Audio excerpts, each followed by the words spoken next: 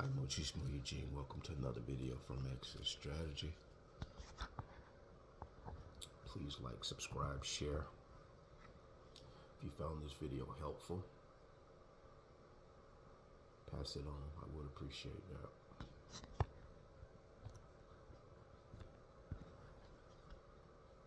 The internet can and is a beautiful thing if used in a wise way. But I want to talk to you guys about dating sites.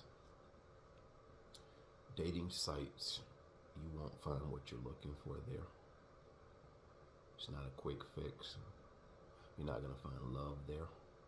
You're not going to find honesty there. You're not going to find authenticity there. You're going to find most often a lot of the things that medicate the emptiness within you. I was a little emotional just before I started this video, and I didn't plan to make it now. I was going to make it later regarding the dating sites. But I was listening to a song by an artist, a Christian artist who I like. I really like this guy, Tauren Wells. Not only does he have a beautiful voice, he commands the Holy Spirit within me to awaken every time in every song he sings, because I feel, I sense the passion within him that God is moving. Now, these two things I'm talking about seems like apple and oranges, but what I'm trying to get at is I just had an overwhelming emotional moment where, I lost a brother in '06. He got murdered, viciously murdered by a couple of guys. And there's oftentimes I'll be at a light, a traffic light, stopped, waiting on the light to turn green, and it's only happened maybe a few times since he's been deceased. And this overwhelming amount of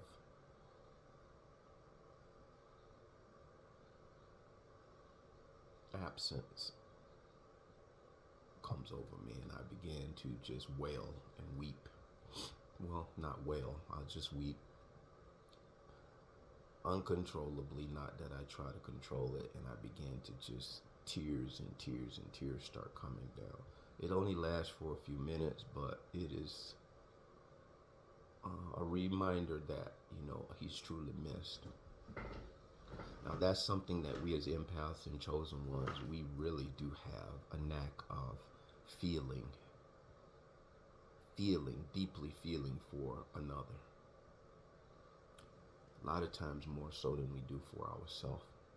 We put our feelings on the back burner because of the overwhelming connection we have to other people's emotions, shortcomings, setbacks, and different things. So we do give off a lot of that energy outward towards other people, to the point where we don't have anything left in us.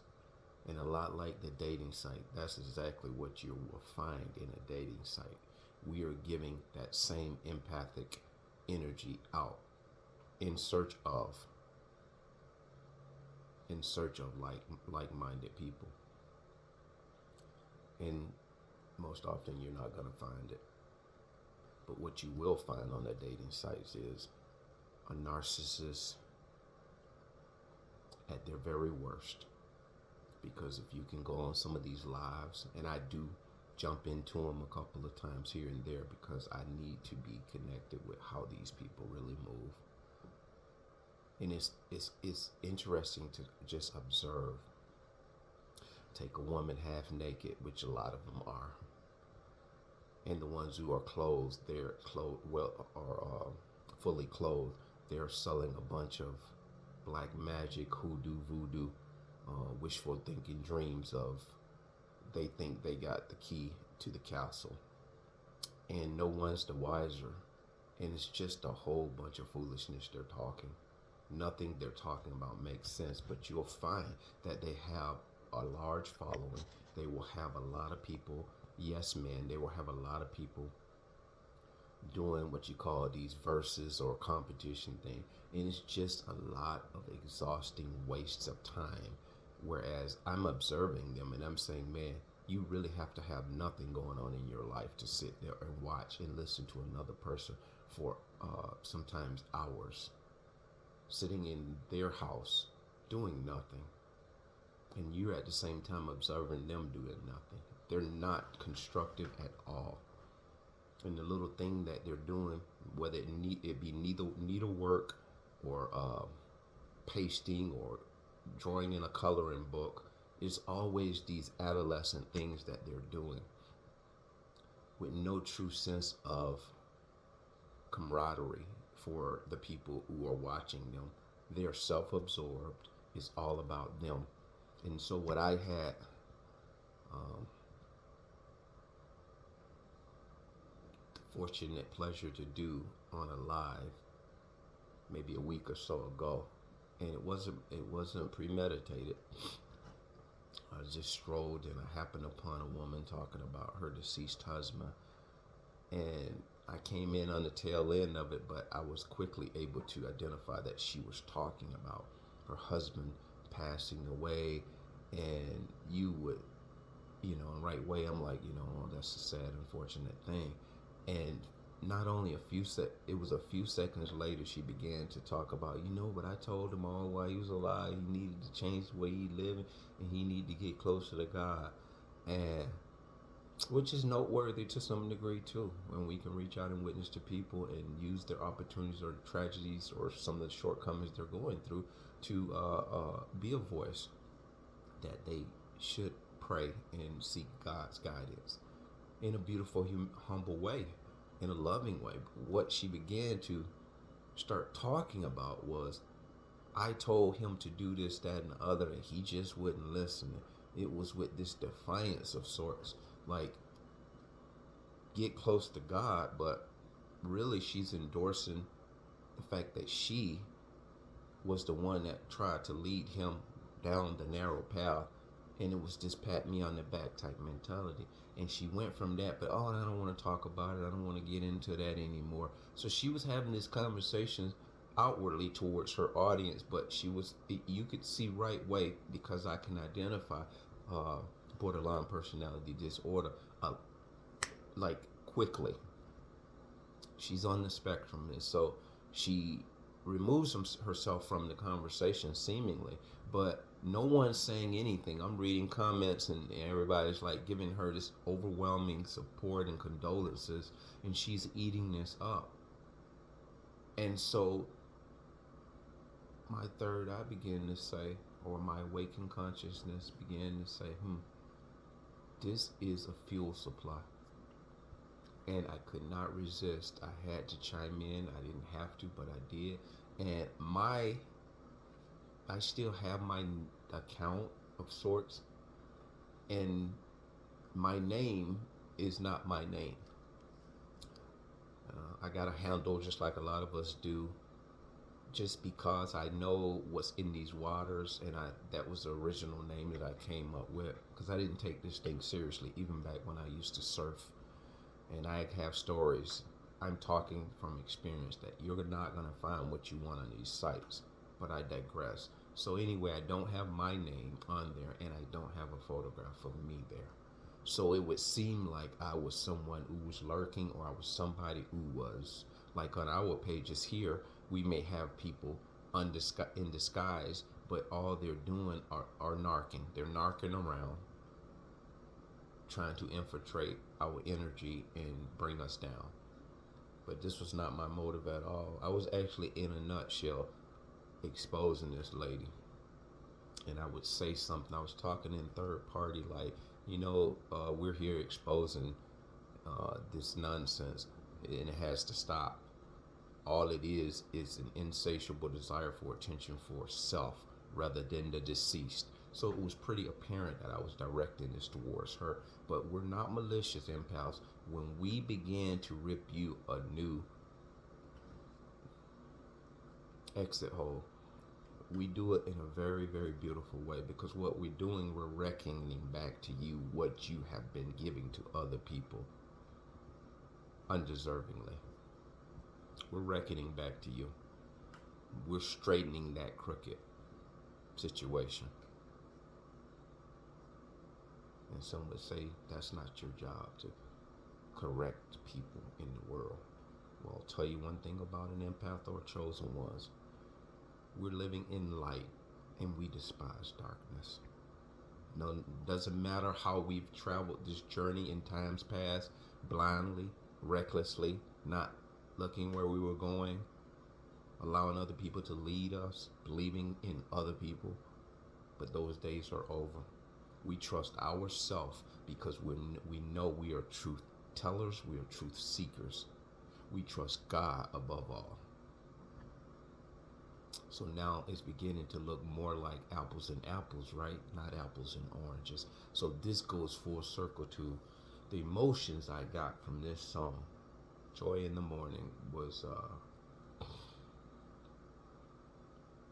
did a collab with Elevation Worship, and I'll say this about worship groups such as Elevation Worship.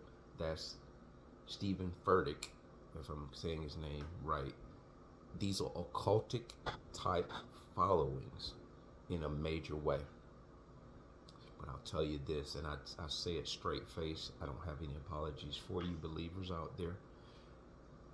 These are some beautiful songs by these people. They are very, very strong songs. Whereas if you want to be in the presence of God and you want to be able to be wrapped and enveloped in the Holy Spirit, these are songs from a lot of these artists, such as the group Elevation Worship, Tauren Wells, and the like. But the one thing that's undeniably true, we empaths, chosen ones, awakened, we can tell you that that place of worship does not mean the people who are worshiping are going hand in hand. If I'm making any sense, I hope you guys can give me a comment here. If I'm not making sense, I'll try to help you make sense out of it. Because you're in a church and the beautiful music is being played and you feel and sense and observe the Holy Spirit working throughout that room and in individuals, it doesn't mean you go to sleep to the cultic following of that administration. If there should be one, you need to know when to go. You can worship from a distance. You can pray and believe and hope the best for Elevation Worship. But people such as Stephen Furtick,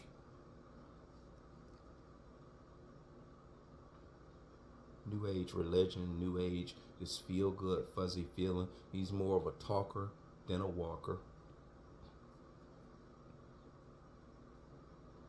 He's more of a public speaker than a preacher.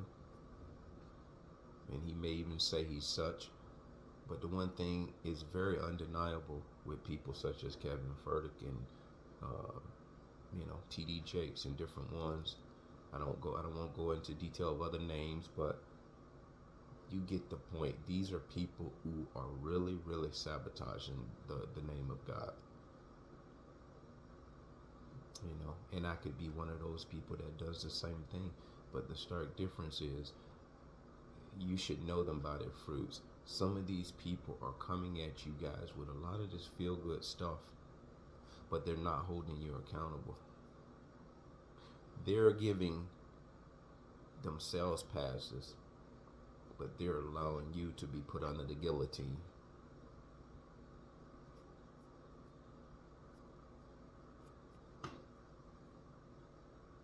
There's very shifty stuff going on, but if you don't stay close to God and to seek His Holy Spirit and guiding you, you'll miss this stuff. These are the type of people who tell you to stay in those marriages, whereas you've already determined it's a narcissistic relationship. You are a believer, God-fearing person living in a house with a demon. It has to make sense. Make it make sense, but it won't. So to cap this off, these dating sites, especially you men and women of God, you women and men who are awakened, chosen ones, empath, those are not places we should be seeking and searching people out to comply with where we're trying to go in our journey, or to cohabitate with us in a union such as dating, relationships, or even marriage. And a fling, if we're out there looking for a fling, that's the first problem. I'm not here to judge you for wanting and desiring a fling, but we have to come to a point of realizing that, if we're looking for quick fixes and feel good stuff to just get our mind off of the things that are going on in life, that's exactly what that thing does. It gets our mind off of it. Because we're getting our mind off of something, that doesn't really mean that we're really dealing with it. This life's not supposed to be easy, but it's definitely not supposed to be narcissist infiltrated lives. We need to realize that even when we stumble and fall, we take accountability for our errors in life. But when we get invested with narcissists, sometimes you don't get that hand back. Remember that silverback gorilla at the zoo? That sign, don't feed the animals? It's there for a reason. That being said, bless.